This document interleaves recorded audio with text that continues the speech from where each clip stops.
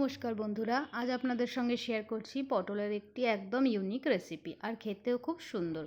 তো চলুন শুরু করা যাক রেসিপিটা। প্রথমে আমি পটলটাকে ছাড়িয়ে নিয়েছি খোসাগুলো ভালো করে, তারপর সেটাকে দুপাশ দিয়ে ছুরি দিয়ে কেটে নিয়েছি, কাট করে নিয়ে তারপর আমি তেলের ওপর এটা ভেজে নেব।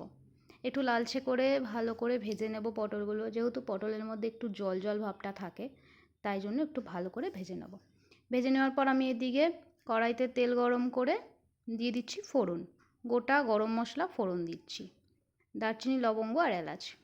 আর এদিকে একটা মশলা করে নিয়েছি, মশলার মধ্যে আছে জিরে, আদা, ধনে, আর আছে টমেটো, কাঁচা লঙ্কা, আর আছে একটু চারমগজ আর পোস্ত।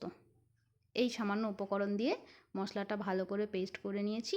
তারপর আমি কড়াইতে একটু হলুদ দিয়ে তার মধ্যে মশলাটা দিয়ে দিলাম যাতে না ছিটকায়। তো তারপর ভালো করে মশলাটা কষিয়ে নেব যাতে কাঁচা গন্ধটা চলে যায় আর তেল ওপর থেকে একটু চলে আসে। তারপরে আমি দিয়ে দেবো নুন, পরিমাণ মতো হলুদ দিয়ে তারপর আবার মশলাটা ভালো করে মিশিয়ে নেব। ভালো করে মিশানো হয়ে গেলে তেল ছেড়ে দিলে মশলা থেকে, তখন আমি এর মধ্যে ভেজে রাখা পটলগুলো মশলাটার মধ্যে দিয়ে দেবো। দিয়ে আবারও ভালো করে মশলাটার সাথে পটলটা ভালো করে মিশিয়ে নেব। তো ভালো করে মিশিয়ে নিয়ে সামান্য একটু মশলার বাটি ধোয়া জল দিয়ে দেবো। জল দিয়ে তারপর ভালো করে নাড়াচাড়া করে আমি এর মধ্যে দিয়ে দেবো টক দই। তো টক দইটা দিলে দারুণ হয় রান্নাটা খেতে, আমার তো ভীষণ ভালো লাগে। আপনারা একবার ট্রাই করবেন, অবশ্যই ভালো লাগবে।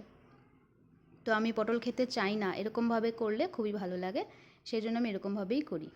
যারা আমার মতন পটল খেতে একদম চান না তারা এরকমভাবে করে দেখবেন, একদম ভীষণ ভালো লাগবে।